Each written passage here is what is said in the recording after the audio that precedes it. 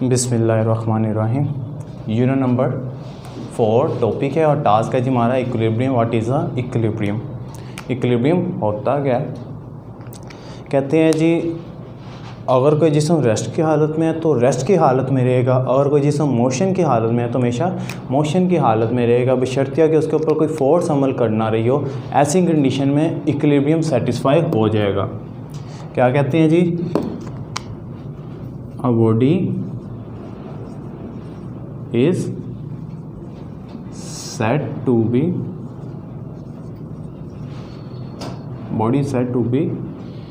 in equilibrium if no force act on it। A body said to be in equilibrium, no force act on it। अगर किसी जिस्म पे force नहीं लग रही तो उसका क्या मतलब है जी? हमारे पास वो कंडीशन कौन सी होगी? इक्विलिब्रियम कंडीशन होगी। यानी जितनी मर्जी फोर्स लगाई जाए अपनी वो पोजीशन में चेंज ना क्रिएट करे। मिसाल के तौर पर कहते हैं जी book lying on a table,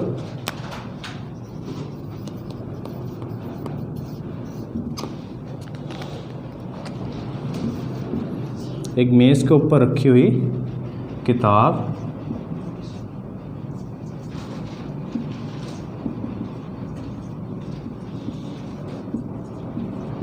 table या a car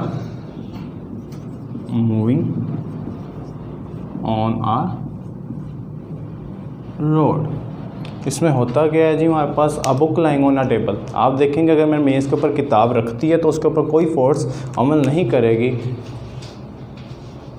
इस तरह अगर कोई मैंने चीज़ इसके ऊपर रखी, इसका सेंटर ऑफ ग्रेविटी नीचे की तरह रहेगा और ये टेंशन की हालत में रहेगा। जो कोई भी फोर्स लगेगी इसके ऊपर जो बाद में इग्नोर होती जाएगी। तो आप देखेंगे जब किसी जिस्म पर कोई फोर्स अमल कर ही नहीं रही और वो तो आप 10 साल या 5 साल या जितनी मर्जी देर तक जितनी देर उसके ऊपर कोई फोर्स अमल नहीं करेगी वो किताब टेबल के ऊपर ही रहेगी, यानी इक्विलिब्रियम कंडीशन में ही रहेगी। इसी तरह कार मूविंग ऑन रोड, एक कार जो मूव कर रही है रोड के ऊपर वो मूव ही करती रहेगी बशर्ते कि जब तक उसके ऊपर कोई फोर्स अमल ना करे। इक्विलिब्रियम सेम कंडीशन है Newton first law of motion के मुताबिक। Newton first law of motion भी यही कहता था, a body said to be the rest then rest, a body said to be the motion uniform motion then uniform motion always if no force act on it. इसी तरह equilibrium ने भी इसी को ही सेटिस्फाई किया। इसकी इक्विलिब्रियम की अब कुछ कंडीशंस होती हैं जिसको हम अभी डिस्कस करते हैं। कंडीशन ऑफ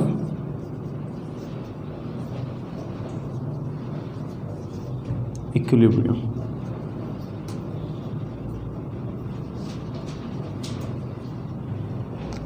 इसकी 2 कंडीशन है। There are 2 condition of the equilibrium. First condition है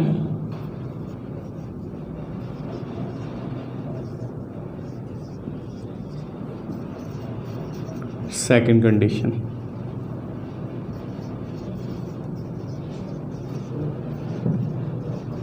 फर्स्ट कंडीशन में क्या कहते थे? जितनी भी लगाई गई फोर्स किसी जिस्म के ऊपर, जितनी भी लगाई गई फोर्स का सम रिजल्ट ज़ीरो आ जाए, जितनी भी लगाई गई फोर्स का रिजल्ट क्या आ जाए? ज़ीरो आ जाए, तो उसको हम क्या कहेंगे कि वह फर्स्ट कंडीशन के ऊपर है। मिसाल के तौर पर एक दीवार है और दीवार के ऊपर मैं मुसलसल फोर्स लगा रहा हूँ और मेरी वो सब फोर्स क्या हो रही है जी? वेस्ट हो रही है, क्योंकि दीवार में कोई चेंजिंग ही नहीं आ पा रही। यानी मेरी फोर्स जितनी भी लगाया गया, मेरा जो लगाई गई फोर्स है वो क्या हो जाएगी? आखिरकार वो उसका रिजल्ट क्या मिलेगा मुझे? ज़ीरो। फर्स्ट कंडीशन कहते हैं जी all resultant of forces act on it any body, this condition is zero, this is called first condition. For example force लगाएगी मैं दीवार के ऊपर, फर्स्ट फोर्स लगाई उसका भी रिजल्ट ज़ीरो, सेकंड फोर्स लगाई उसका भी रिजल्ट ज़ीरो, थर्ड फोर्स लगाई, यानी टोटल फोर्स, ये समीशन कहते हैं सम ऑफ फोर्स, यानी टोटल फोर्स।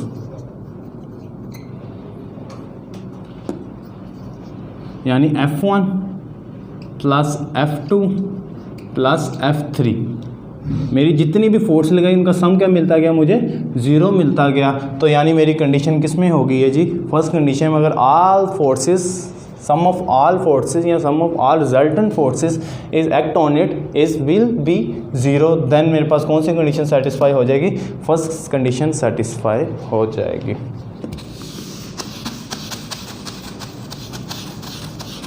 अगर वो यही कहते हैं अगर यही फोर्स एक्स और वाई कंपोनेंट्स पे लगाई जाए, अगर यही force x and y components पे लगाई जाए, यानी sum of all forces act on in x components, for example Fx1 plus Fx2 plus Fx3 and so on, उनका रिजल्टेंट भी क्या आना चाहिए, ज़ीरो आ जाए। और इसको रिटर्न लिखते हैं जी Fx sum of all forces, कौन सी फोर्सेस, एक्स कंपोनेंट्स की, then result will be zero. Similarity इसी तरह अगर ऑल फोर्सेस वाई कंपोनेंट्स पे लगाई जाए, for example Fy1 plus Fy2 plus Fy3 and so on will be zero, then हमारे पास क्या हो जाएगी, फर्स्ट कंडीशन इज सेटिस्फाई हो जाएगी। तो क्या लिखेंगे हमारे पास, the summation of all forces act on a y components will be zero. तो इस तरह फर्स्ट कंडीशन सेटिस्फाई होती है जब हमारे पास जितनी भी लगाई गई फोर्स का सम क्या आ जाए, ज़ीरो के इक्वल आ जाए, देन वो फर्स्ट कंडीशन को सेटिस्फाई कर देता है।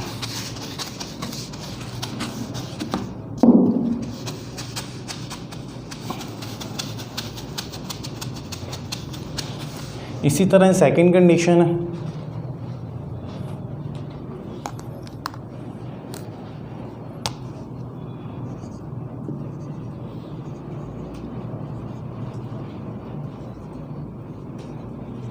Second condition of equilibrium. Second condition में क्या कहते हैं, the resultant of all torque act on it will be zero.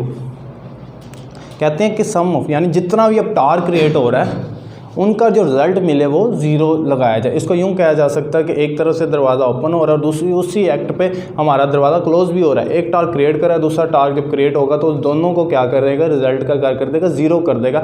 यानी हमें कोई फ़ायदा ही नहीं हो रहा, ना दरवाज़ा ओपन हो पा रहा है ना ही दरवाज़ा क्लोज हो पा रहा है। तो इसकी वजह से हमारा जितना भी टार्क क्रिएट होगा वो क्या हो जाएगा, विल बी ज़ीरो हो जाएगा। तो इसको यूँ लिखा जा सकता है, the sum of all torque will be zero. इस कंडीशन में क्या कहते हैं जी, टार्क क्या आ जाएगा, ज़ीरो। यानी लाइन ऑफ एक्शन इस एक साइड पे, इस साइड पे भी लगाई जा रही है, इसका सेंटर ऑफ ग्रेविटी, और लाइन ऑफ एक्शन इस साइड पे भी लगाई जा रही है। तो क्या होगा, ना ही जिस्म रोटेट करेगा, यही रोटेशन जब इधर लगाया जाएगा तो वापस अपनी पोजीशन पे आता जाएगा। यानी उनका जो रिज़ल्ट मिलेगा हमें टार्क का, वो क्या मिलेगा, हमारे पास ज़ीरो मिलेगा। ये सेकंड कंडीशन क्या कहते हैं, the all resultant of all torque act on it is zero. और ये हमारे पास ये, फिर मैं बताता चलूँ, इसको हम समीशन कहते हैं, समीशन, ठीक है। यानी सम ऑफ ऑल टार्क या सम ऑफ ऑल फोर्सेस या sum of any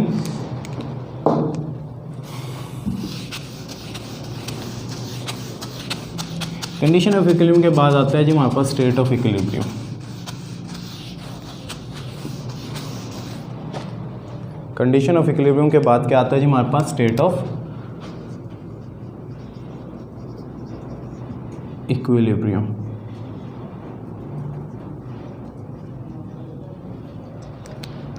There are three states of equilibrium.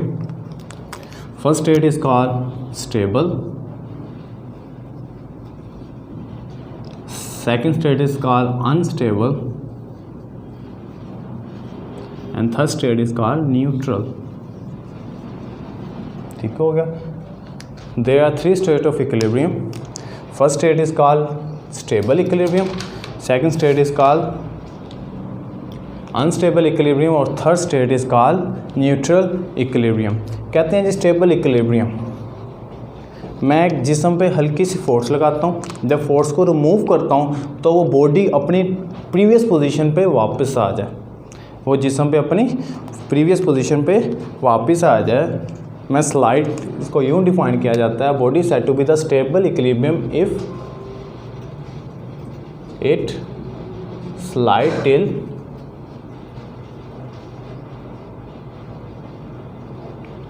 and its return to the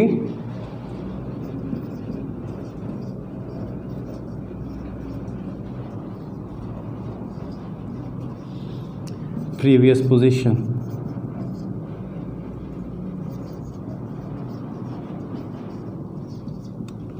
If it's slight tilt and it's returned to the previous position. This is called stable equilibrium.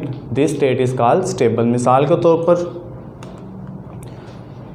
ये board marker है, मैं इसके ऊपर हल्की सी force इसको lift up करता हूँ और उसको दोबारा ड्रॉप करता हूँ, तो आप देखोगे अपनी प्रीवियस पोजीशन पे वापस आ जाता है। तो ये कौन सी कंडीशन में सेटिस्फाई हुआ हमारे पास? फर्स्ट कंडीशन कौन सी स्टेट है जी हमारे पास? फर्स्ट स्टेट ऑफ यानी स्टेबल इक्विलिब्रियम कहलाएगा, जिसमें क्या होता है थोड़े से जिस्म उठता तो है लेकिन जब उसका सेंटर ऑफ ग्रेविटी देखा जाता है, फॉर एग्जांपल मैं बुक टेबल के ऊपर रखी थी, उसको हल्का सा टिल्ट अप किया, लिफ्ट अप किया, तो वो क्या अपनी जगह से थोड़ी सी पोजीशन उसने चेंज की, स्लाइटली उसकी पोजीशन क्या होगी? चेंज होगी। जब उसकी मैंने फोर्स रिमूव की तो क्या हुआ जी? वो अपनी वापस प्रीवियस पोजीशन पे आ गया। उसको हमने कह दिया कि ये स्टेबल इक्विलिब्रियम है। This is called stable. Unstable में क्या होता है? A body said to be the unstable equilibrium when it slide tilt up and does not return to its previous position. मिसाल का तो अपनी प्रीवियस पोजीशन पे ना आ सके। फॉर एग्जाम्पल बोर्ड मार्कर की पोजीशन इस तरीके से रखी गई है, इस तरीके से जब स्टैंड होगा तो हल्की सी भी इसके ऊपर पोजीशन लगेगी, आप देखेंगे कि अपनी पोजीशन पे वापस नहीं आएगा, वो क्या हो जाएगा? अपनी प्रीवियस पोजीशन को चेंज कर लेगा, सेम एज इट इज़ इस तरीके से आपको नज़र आएगा। तो इसको हम क्या कहेंगे? अनस्टेबल है, क्योंकि हल्का सा लिफ्ट अप हुआ, हल्की सी फोर्स अप्लाई की, लेकिन वो अपनी प्रीवियस पोजीशन पे वापस ना आ सका, तो उसको हमने क्या कह दिया जी? हमारे पास वो अनस्टेबल इक्विलिब्रियम है। इसी तरह हमारे पास न्यूट्रल है जी हमारे पास, इस पर भी जब फोर्स अप्लाई की जाती है तो ये इसकी चेंज नहीं होती, ना इसका पता चलता है कि वो अपनी पोजीशन पे आता है, ना ही डिस्टर्बेंस क्रिएट नहीं होता है इसके अंदर। मिसाल के तौर पे एक बॉल है, उसको हल्की से मूव भी करेंगे तो उसका सेंटर ऑफ ग्रेविटी ये इस तरह अमल कर रहा होता है, यानी इसके सेंटर ऑफ ग्रेविटी में चेंज नहीं आएगा। तो हम कहते हैं जी ये हमारे पास कौन सी स्टेट हो गया? हमारे पास न्यूट्रल इक्विलिब्रियम है जी हमारे पास। इसको यूँ डिफाइन किया जाता है, a body remain it's new position, कि जिसम अपनी न्यू पोजीशन पे भी आ जाता है लेकिन उसका सेंटर ऑफ ग्रेविटी डिस्टर्ब नहीं होता, उसका जो सेंटर है उसकी जो पोजीशन है वो डिस्टर्ब नहीं होती, तो उसको हम क्या कहते हैं जी? हमारे पास न्यूट्रल इक्विलिब्रियम है। इसलिए हमारे पास तीनों स्टेट्स डिफाइन हो गई है, स्टेबल भी, अनस्टेबल भी और न्यूट्रल इक्विलिब्रियम भी। अब चलते हैं हम न्यूमेरिकल की तरफ।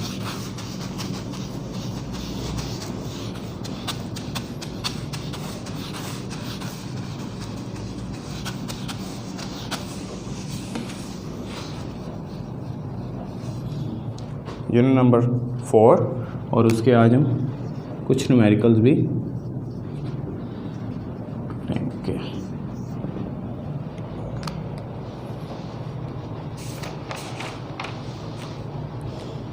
न्यूमेरिकल्स करने से पहले जो इस यूनिट में कुछ फार्मूलाज का इस्तेमाल होगा वो मैं आपको लिखता जाऊँ। हमने पहले भी रेजोल्यूशन ऑफ फोर्स में देखा था, मैग्नीट्यूड फाइंड करने के लिए किसी जिस्म का, तो हम क्या करते हैं जी? हमारे पास F is equal to Fx का स्क्वायर प्लस Fy का स्क्वायर। इसी तरह हम डायरेक्शन फाइंड करने के लिए यानी एंगल फाइंड करने के लिए यानी ओरिएंटेशन फाइंड करने के लिए एक फार्मूला इस्तेमाल करते हैं, theta is equal to tan inverse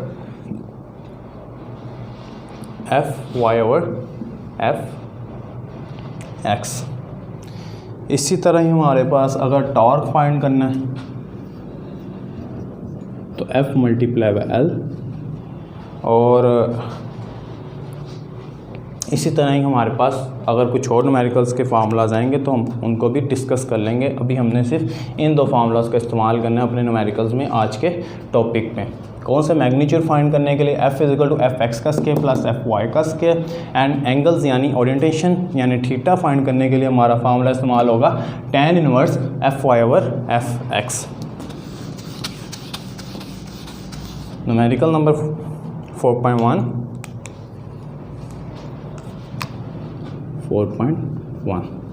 state है जी, find the resultant of the following forces. हमने रिजल्टेंट फाइंड्स करना है यानी मैग्नीट्यूड और ओरिएंटेशन फाइंड करनी है सम ऑफ फोर्सेस का, जिसमें कहते हैं जी 10 न्यूटन अलोंग एक्स एक्सिस, यानी Fx फोर्स एक्स एक्सिस पे लगाई जा रही है जी 10 न्यूटन। गिवन क्या है जी मेरे पास?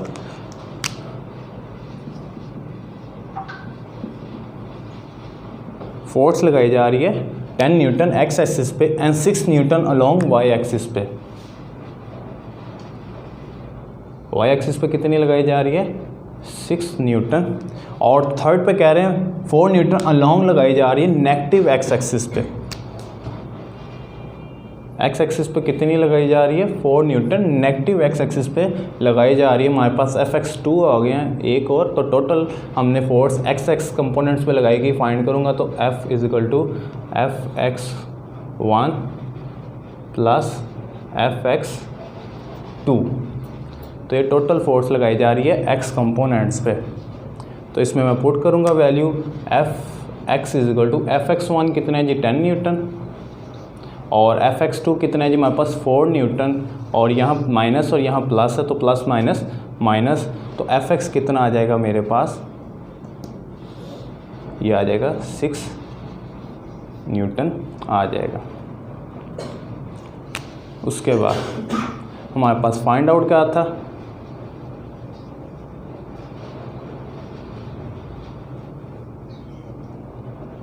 फाइंड आउट था हमारे पास रिजल्टेंट यानी मैग्नीट्यूड F, और फाइंड आउट था ओरिएंटेशन उनका एंगल। तो हम फार्मूला का इस्तेमाल करेंगे,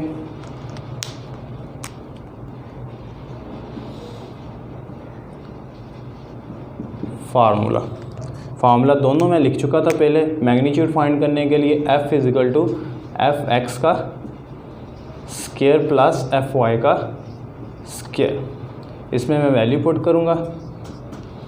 F = Fx की वैल्यू क्या है जी हमारे पास, जो रियल आई है after the total force of apply on ना एक्स एक्सिस, तो 6 न्यूटन यानी 6 का स्क्वायर प्लस, और Fy की वैल्यू क्या थी हमारे पास 6 न्यूटन, तो ये भी 6 है तो 6 का स्क्वायर, तो F आ गया = हमारे पास 36 प्लस 36, F आ गया मैग्नीट्यूड में हमारे पास 72, और 72 का अंडर रूट लूँगा तो मेरे पास क्या आ जाता है जी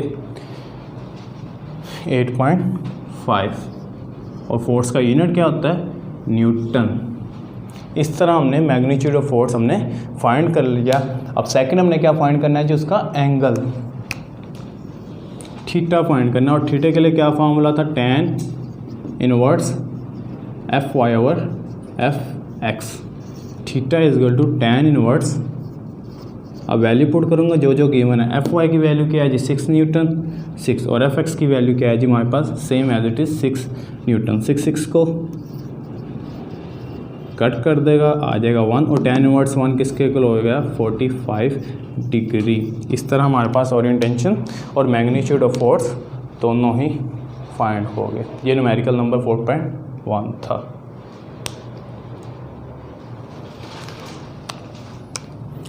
इसको मैं रिमूव करता हूँ।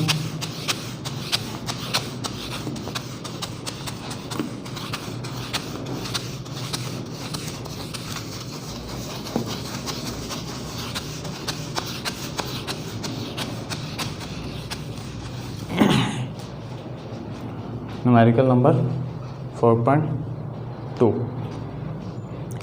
कहते हैं जी फाइंड परपेंडिकुलर कंपोनेंट्स।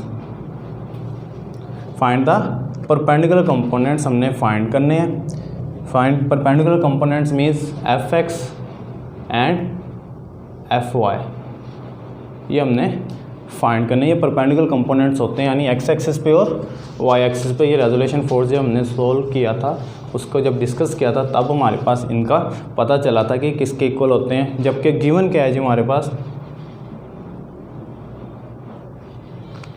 कहते हैं गिवन है जी components of force of 50 newton. Components of force 50 newton यानी फोर्स है जी हमारे पास 50 newton and making an angle 30 degree and theta = 30 degree. Just ये टू गिवन है हमारे पास। जबकि फाइंड आउट क्या करना है हमने, फाइंड आउट है जी हमारे पास Fx एंड Fy, और फार्मूला, तो formula Fx = we know that Fx = F cos theta. Similarity Fy = F sin theta. ये दो हमने चीज़ें फाइंड करनी है और फार्मूला नीचे लिख दिया गया। इनका सोल्यूशन सॉल्व करते हैं। पहले एफ एक्स फाइंड कर लेता हूँ, उसके बाद F y. F x equal to F cos theta. F x हमने फाइंड करना है ऐसे एक ऐसे ही। एफ कितना गिवन है जी 50 और कोस, और थीटा कितना गिवन है जी मेरे पास 30 डिग्री। कोस 30 डिग्री लेते हैं जी हमारे पास, तो ये आ जाता है जी हमारे पास 3√2 के 50 डिग्री। और इसको इसके साथ कटिंग करते हैं। अब डायरेक्ट भी सोल्व करते हैं तो इसका एंगल आ जाएगा। इसको डायरेक्ट सोल्व कर लेते हैं कैलकुलेटर के ज़रिए। कोस 30 लेते हैं,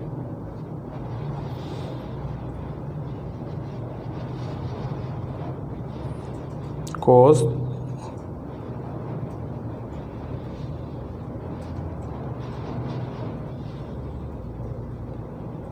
0.866 50 कोस 30 जब कैलकुलेट किया तो हमारे पास क्या आता है 0.866 एफ एक्स 50 को जब इसके साथ मल्टीप्लाई किया जाएगा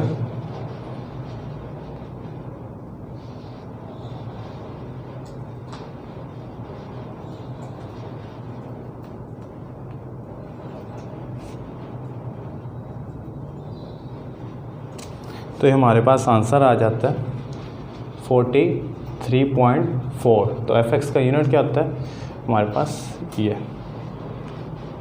मैंने ये क्या फाइंड कर लिया F x. Similarity F y भी हम फाइंड कर लेंगे फार्मूले का इस्तेमाल करके। एफ वाई किसके इक्वल है जी हमारे पास एफ साइन थीटा। तो एफ वाई आ जाएगा हमारे पास, एफ कितना है जी हमारे पास 50 न्यूटन साइन, और थीटा किसके इक्वल है जी हमारे पास 30 डिग्री। तो F y is equal to 50 और साइन 30 में लेता हूँ तो ये आ जाता है जी हमारे पास 0.5 2 5 10 0.5। तो 50 को 0.5 के साथ मल्टीप्लाई करूँगा तो 25। तो एफ वाई का यूनिट क्या आ जाता है जी हमारे पास न्यूटन। इस तरह हमारे पास न्यूमेरिकल क्या हो गया जी, दूसरा भी सोल्व हो गया। F y is equal to 25 newton. इसलिए एफ एक्स और एफ वाई दोनों हमने फाइंड कर लिए। आज के लिए इतना ही। जज़ाकल्लाह खैरा।